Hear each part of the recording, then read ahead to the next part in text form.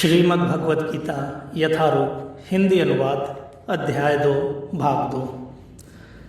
यहाँ मैंने वैश्लेषिक अध्ययन द्वारा इस ज्ञान का वर्णन किया है।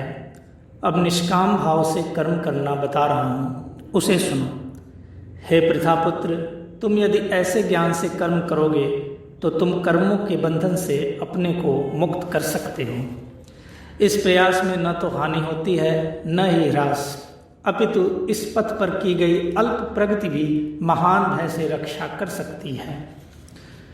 जो इस मार्ग पर चलते हैं वे प्रयोजन में दृढ़ रहते हैं और उनका लक्ष्य भी एक होता है। हे कुरुनंदन, जो दृढ़ प्रतिज्ञ नहीं है उनकी बुद्धि अनेक शाखाओं में विभक्त रहती है।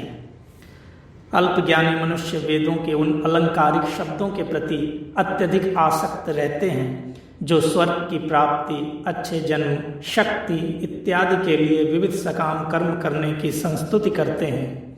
इंद्रिय तृप्ति तथा ऐश्वर्यमय जीवन की अभिलाषा के कारण वे कहते हैं कि इससे बढ़कर और कुछ नहीं है।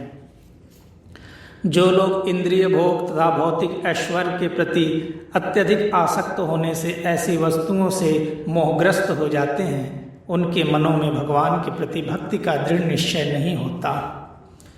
वेदों में मुख्यतया प्रकृति के तीनों गुणों का वर्णन हुआ है। हे अर्जुन, इन तीनों गुणों से ऊपर उठो, समस्त द्वैतों और लाभ तथा सुरक्षा की सारी चिंताओं से मुक्त होकर आत्मपरायण बनो। एक छोटे से कूप का सारा कार्य एक विशाल जलाशय से तुरंत पूरा हो जाता है। इसी प्रकार वेदों के आंतरिक तात्पर्य जानने वाले को उनके सारे प्रयोजन सिद्ध हो जाते हैं। तुम्हें अपना कर्म करने का अधिकार है, किंतु कर्म के फलों के तुम अधिकारी नहीं हो। तुम न तो कभी अपने आप को अपने कर्मों के फलों का कारण मानो, न ही कर्म न करने में कभी आसक्त हो। हे अर्जुन, जय अथवा पराजय की समस्त आसक्ति त्याग कर समभाव से अपना कर्म करो। ऐसी समता योग कहलाती है। हे धनंजय, भक्ति के द्वारा समस्त गर्हित कर्मों से दूर रहो और उसी भाव से भगवान की शरण ग्रहण करो। जो व्यक्ति अपने सकाम कर्म फलों को भोगना चाहते हैं वे कृपण हैं। भक्ति में संलग्न मनुष्य इस जीवन में ही अच्छे तथा बुरे कार्यों से अपने को मुक्त कर लेता है। अतः योग के लिए प्रयत्न करो, क्योंकि सारा कार्य कौशल यही है। इस तरह भगवत भक्ति में लगे रहकर बड़े बड़े ऋषि, मुनि अथवा भक्तगण अपने आप को इस भौतिक संसार में कर्म के फलों से मुक्त कर लेते हैं। इस प्रकार वे जन्म मृत्यु के चक्र से छूट जाते हैं और भगवान के पास जाकर उस अवस्था को प्राप्त करते हैं जो समस्त दुखों से परे है। जब तुम्हारी बुद्धि मोह रूपी सखन वन को पार कर जाएगी तो तुम सुने हुए तथा सुनने योग्य सबके प्रति अन्य मनस्क हो जाओगे। जब तुम्हारा मन वेदों की अलंकारमयी भाषा से विचलित न हो और वह आत्म साक्षात्कार की समाधि में स्थिर हो जाए, तब तुम्हें दिव्य चेतना प्राप्त हो जाएगी। अर्जुन ने कहा, हे कृष्ण, आध्यात्म में लीन चेतना वाले व्यक्ति के क्या लक्षण हैं? वह कैसे बोलता है तथा उसकी भाषा क्या है? वह किस तरह बैठता और चलता है? श्री भगवान ने कहा, हे पार्थ, जब मनुष्य मनोधर्म से उत्पन्न होने वाली इंद्रिय तृप्ति की समस्त कामनाओं का परित्याग कर देता है और जब इस तरह से विशुद्ध हुआ उसका मन आत्मा में संतोष प्राप्त करता है, तो वह विशुद्ध दिव्य चेतना को प्राप्त कहा जाता है। जो त्रैतापों के होने पर भी मन में विचलित नहीं होता अथवा सुख में प्रसन्न नहीं होता और जो आसक्ति, भय तथा क्रोध से मुक्त है, वह स्थिर मन वाला मुनि कहलाता है। इस भौतिक जगत में जो व्यक्ति न तो शुभ की प्राप्ति से हर्षित होता है और न अशुभ के प्राप्त होने पर उससे घृणा करता है, वह पूर्ण ज्ञान में स्थिर होता है। जिस प्रकार कछुआ अपने अंगों को संकुचित करके खोल के भीतर कर लेता है, उसी तरह जो मनुष्य अपनी इंद्रियों को इंद्रिय विषयों से खींच लेता है वह पूर्ण चेतना में दृढ़ता पूर्वक स्थिर होता है।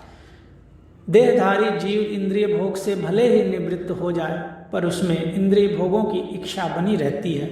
लेकिन उत्तम रस के अनुभव होने से ऐसे कार्यों को बंद करने पर वह भक्ति में स्थिर हो जाता है। हे अर्जुन, इंद्रियां इतनी प्रबल तथा वेगवान हैं कि वे उस विवेकी पुरुष के मन को भी बलपूर्वक हर लेती हैं जो उन्हें वश में करने का प्रयत्न करता है। जो इंद्रियों को पूर्णतया वश में रखते हुए इंद्रिय संयमन करता है और अपनी चेतना को मुझ में स्थिर कर देता है, वह मनुष्य स्थिर बुद्धि कहलाता है।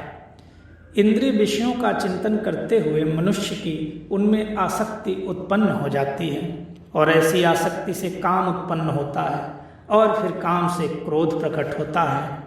क्रोध से पूर्ण मोह उत्पन्न होता है और मोह से स्मरण शक्ति का विभ्रम हो जाता है। जब स्मरण शक्ति भ्रमित हो जाती है तो बुद्धि नष्ट हो जाती है और बुद्धि नष्ट होने पर मनुष्य भवकूप में पुनः गिर जाता है। किंतु समस्त राग तथा द्वेष से मुक्त एवं अपनी इंद्रियों को संयम तथा वश में करने में समर्थ व्यक्ति भगवान की पूर्ण कृपा प्राप्त कर सकता है। इस प्रकार से कृष्ण भावनामृत में तुष्ट व्यक्ति के लिए संसार के तीनों ताप नष्ट हो जाते हैं और ऐसी तुष्ट चेतना होने पर उसकी बुद्धि शीघ्र ही स्थिर हो जाती है।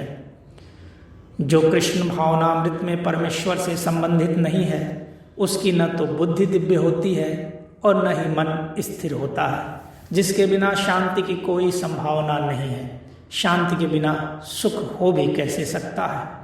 जिस प्रकार पानी में तैरती नाव को प्रचंड वायु दूर बाहर ले जाती है, उसी प्रकार विचरणशील इंद्रियों में से कोई एक जिस पर मन निरंतर लगा रहता है मनुष्य की बुद्धि को हर लेती है। अतः हे महाबाहु, जिस पुरुष की इंद्रियां अपने अपने विषयों से सब प्रकार से विरत होकर उसके वश में हैं, उसी की बुद्धि निसंदेह स्थिर है।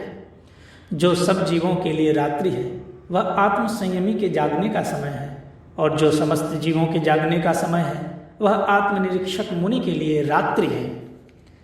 जो पुरुष समुद्र में निरंतर प्रवेश करती रहने वाली नदियों के समान इच्छाओं के निरंतर प्रवाह से विचलित नहीं होता और जो सदैव स्थिर रहता है वही शांति प्राप्त कर सकता है, वह नहीं जो ऐसी इच्छाओं को तुष्ट करने की चेष्टा करता हो।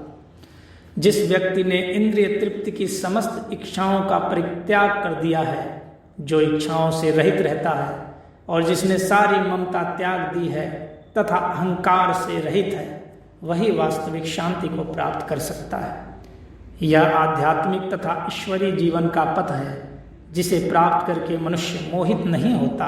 यदि कोई जीवन के अंतिम समय में भी इस तरह स्थित हो तो वह भगवत धाम में प्रवेश कर सकता है।